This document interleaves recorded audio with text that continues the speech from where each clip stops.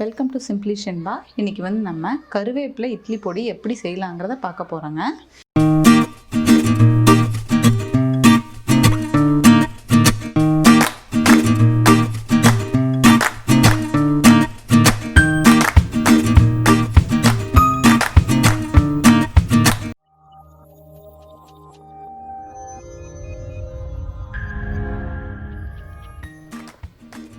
நான் பார்த்தீங்கன்னா இப்போ கருவேப்பிலையை வந்து நல்லா கழுவிட்டு நிழல்லையே வந்து காய வச்சு எடுத்து வச்சுருக்கேன்.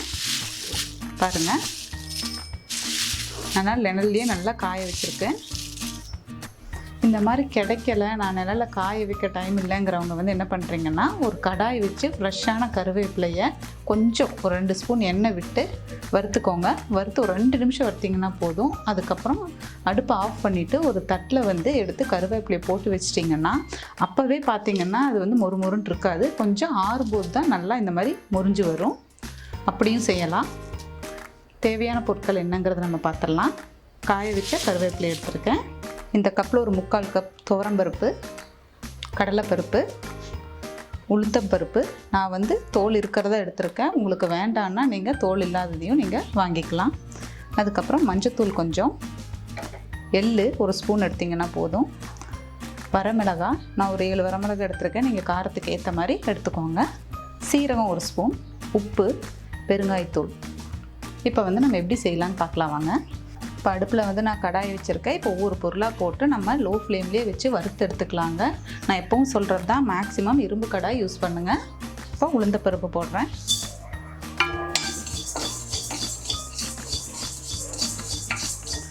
இது லைட்டாக அந்த கலர் சேஞ்ச் ஆகிற அளவுக்கு நம்ம வறுத்துக்கலாம்.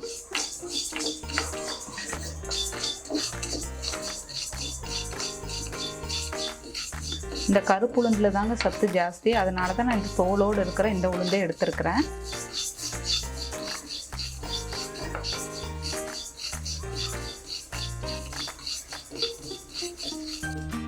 இது நல்லா வறுபட்டுடுச்சு. இப்போ வந்து நம்ம இது கடாயிலிருந்து ஒரு தட்டுக்கு மாற்றிக்கலாம்.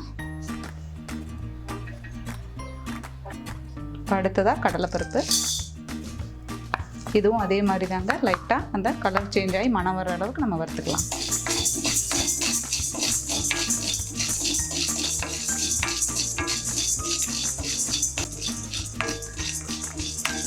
இப்போ பார்த்தீங்கன்னா கடலைப்பருப்பு, உளுந்தம்பருப்பு, துவரம்பருப்பு இது எல்லாமே வந்து சேம் ரேஷியோவில் எடுத்துக்கோங்க. 50 கிராம்னா 50 கிராம். அப்புறம் எள்ளு பார்த்தீங்கன்னா ஒரு ஸ்பூன் எடுத்தால் போதும். அதே மாதிரி சீரகம் ஒரு ஸ்பூன், மஞ்சத்தூள் கொஞ்சம், அப்புறம் வரமிளகாய் காரத்துக்கு ஏற்ற மாதிரி. அப்புறம் பார்த்தீங்கன்னா நான் புளியை வந்து சொல்லலை. புளியும் வந்து ஒரு நெல்லிக்காய் சைஸுக்கு புளி எடுத்துக்கோங்க, ஒரு சின்ன நெல்லிக்காய் சைஸுக்கு. அப்போ தான் நல்லா டேஸ்ட் கொடுக்கும். இப்போ இதுவும் நல்லா வறுபட்டுடுச்சு. நம்ம வேற ஒரு தட்டுக்கு இதை மாற்றிக்கலாம். இப்போ அடுத்ததாக துவரம்பருப்பு.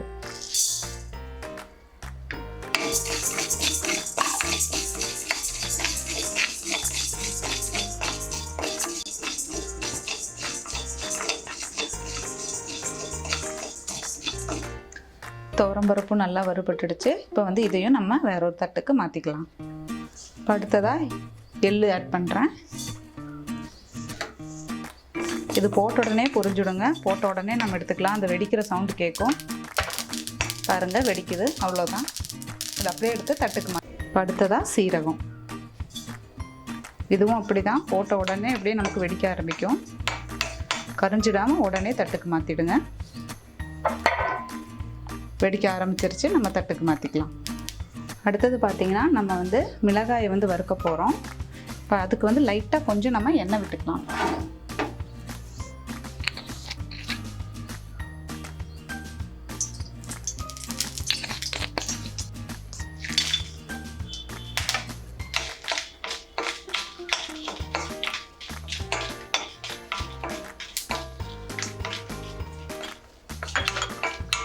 எண்ணெய் விட்டுட்டிங்கன்னா அந்த காரல் கொஞ்சம் நமக்கு அடிக்காமல் இருக்கும். அதுக்காக தான். மிளகாயும் நல்லா வறுத்தாச்சு, தட்டுக்கு மாற்றிக்கலாம். இப்போ அடுத்தது வந்து புளி.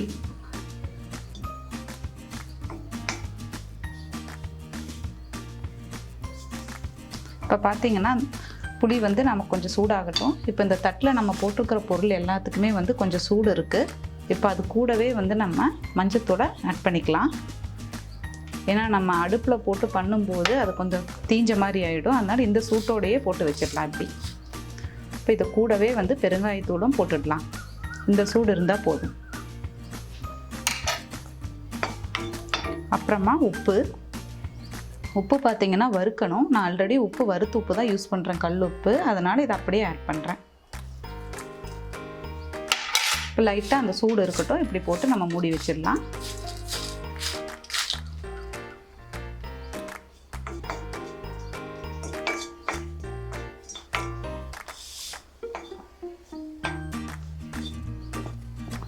சில பேருக்கு பார்த்திங்கன்னா அரிசி ஆட் பண்ணுவாங்க. உங்களுக்கு வேணும்னா நீங்கள் வந்து அதே சேம் ரேஷியோவில் பச்சரிசியும் வந்து அந்த கப்பில் எடுத்தேன் இல்லையா, அந்த அளவுக்கு நீங்கள் பச்சரிசியும் ஆட் பண்ணிக்கலாம். நான் பச்சரிசி எடுக்கலை.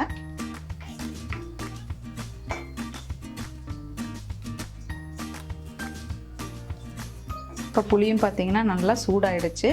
நம்ம இனி அதையும் தட்டுக்கு மாற்றிக்கலாம்.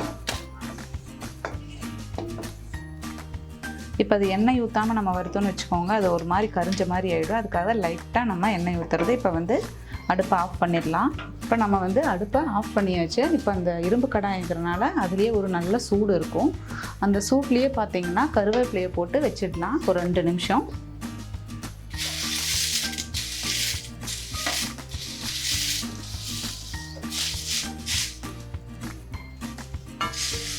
இது ஆல்ரெடி பார்த்திங்கன்னா நல்லா காஞ்ச கருவேப்பிலை தான். இது நிழல்லையே காய வைக்கும்போது தான் அதோட சத்தெல்லாம் அப்படியே இருக்கும்.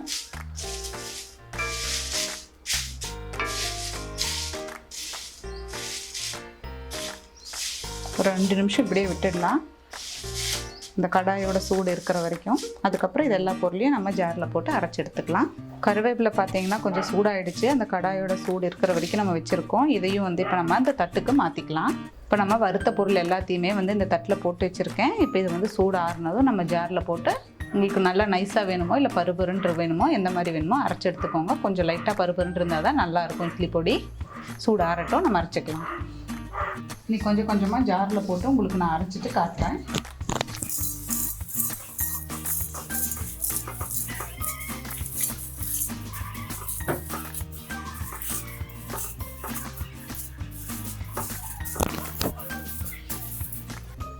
இதை நம்ம அரைச்சி எடுத்துக்கலாம். பாருங்கள், நம்ம இட்லி பொடி அரைச்சி எடுத்தாச்சு. நல்ல மணமாக இருக்குது. இதை பார்த்திங்கன்னா இட்லி தோசைக்கும் வந்து நம்ம நல்லெண்ணெய் ஊற்றி தொட்டு சாப்பிட்லாம், இல்லைன்னா சாதத்துக்கும் வச்சு சாப்பிட்லாம். அவ்வளோதாங்க, கருவேப்பிலை இட்லி பொடி ரெடி. நீங்களும் இந்த இட்லி பொடியை ட்ரை பண்ணி பார்த்துட்டு கமெண்ட் பண்ணுங்கள். சிம்பிளி ஷென்பா சேனலை சப்ஸ்கிரைப் பண்ணாதவங்க சப்ஸ்கிரைப் பண்ணுங்கள். கூடவே பெல் பட்டனையும் ப்ரெஸ் பண்ணுங்கள். தேங்க்யூ.